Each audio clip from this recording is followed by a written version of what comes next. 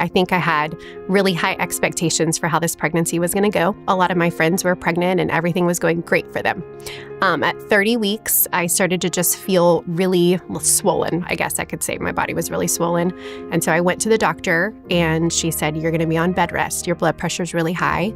It doesn't look like the baby's growing and you kind of just look sick. So we're going to take you up here to the ICU and you're going to stay here just for the weekend for monitoring.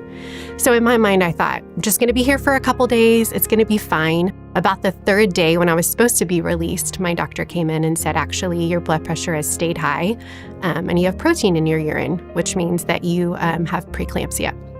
And so you're going to stay here the remainder of your pregnancy.